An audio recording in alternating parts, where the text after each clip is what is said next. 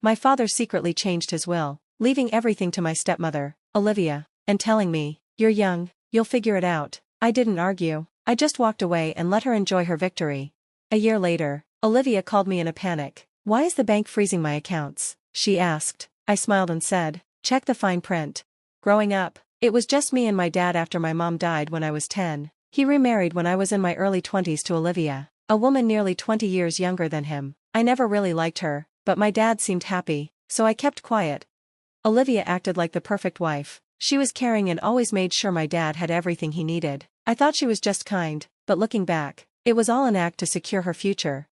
When my dad got sick with cancer, everything changed. I stayed by his side as much as I could. Olivia kept up her act, pretending to be the grieving wife, making sure he was comfortable, but she made sure I wasn't there the day he changed his will. I only found out after he died.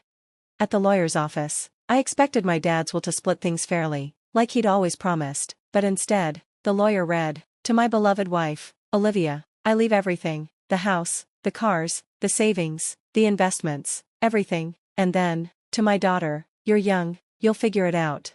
Olivia looked at me, waiting for me to react, but I just stood up, shook the lawyer's hand, and left. I let her think she won.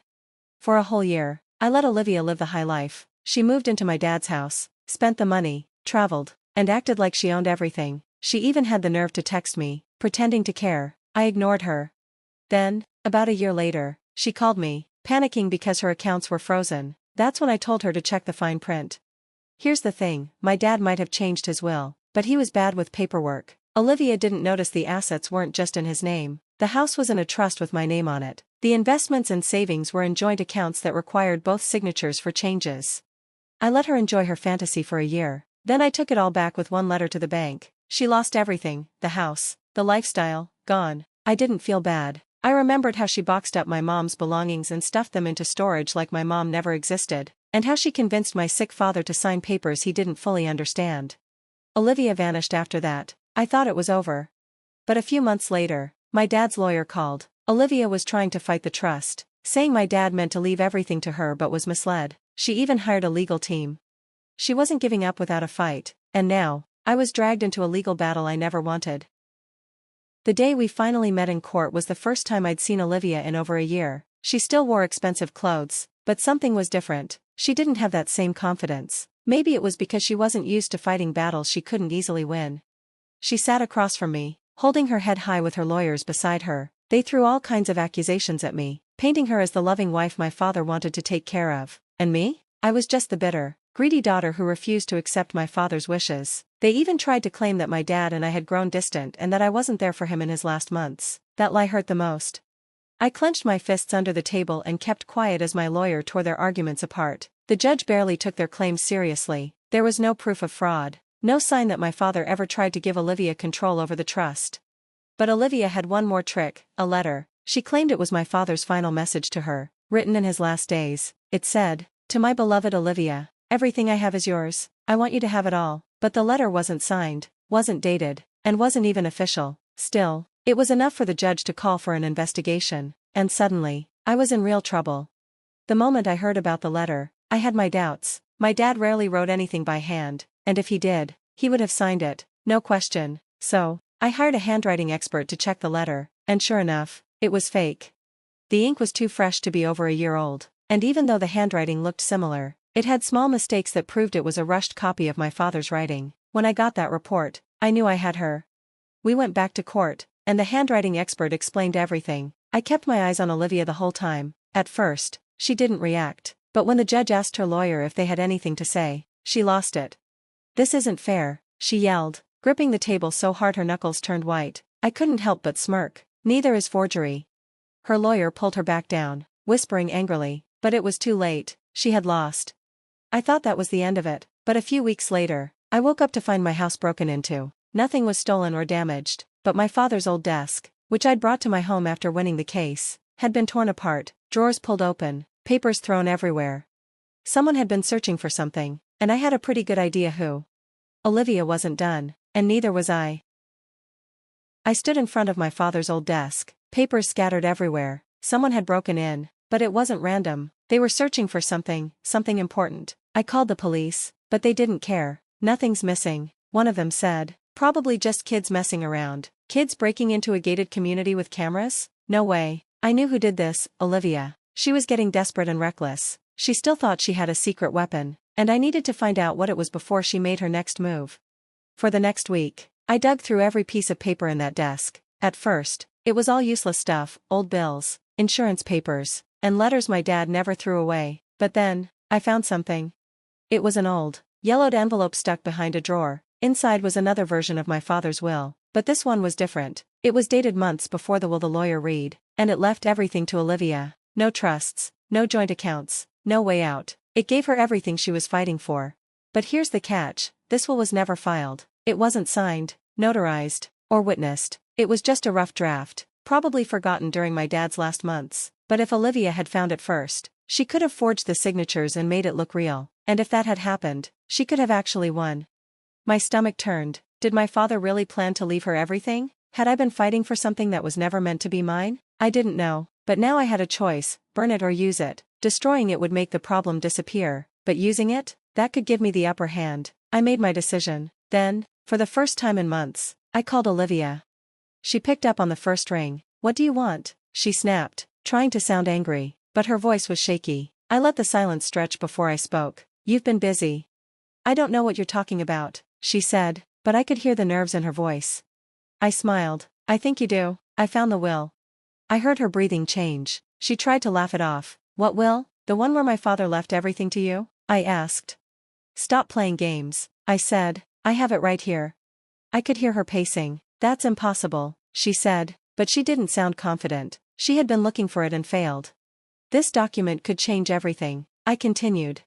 What do you want? She asked, her voice tight. Well, I could show it to my lawyer and file it, but here's the thing, Olivia, it's not legally valid. No signature, no witnesses, just a draft. Silence. I could practically hear her brain working, trying to figure out her next move. So here's the deal, I said. You drop the case, you walk away, and if you don't, I left the threat hanging in the air. She laughed, but it was forced. You think I'm scared of you? No, I replied, but I think you're scared of jail. That shut her up. I had proof she was trying to cheat the system, a real will she had been hunting for and maybe even trying to fake, and I was ready to take it all the way to court. She hung up without another word. Things were quiet for a few weeks. Then one night, I came home to find my front door wide open, the porch light flickering.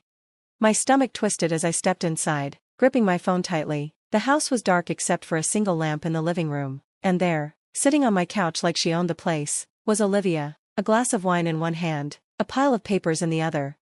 She smiled. Let's talk, she said, and I knew right then, this fight was far from over. I tilted my head. Why do you still have those papers? Your case is over.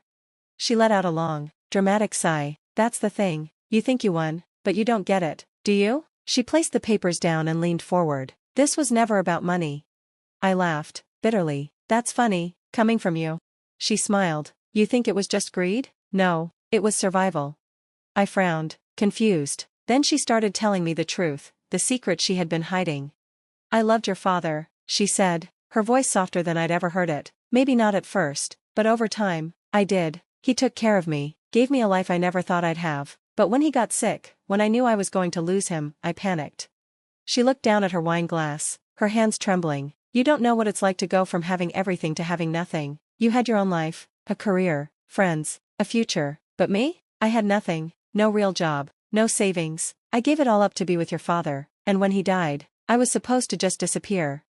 She looked up at me, eyes shining with something I couldn't place. Your father knew I was scared. He promised to take care of me. He wanted me to have everything. He just never finished making it official. She let out a cold, sad laugh. And then you, she continued, her eyes hardening. You walked away and let me believe I had won. You let me feel safe. And then, just when I thought I was okay, you took it all away.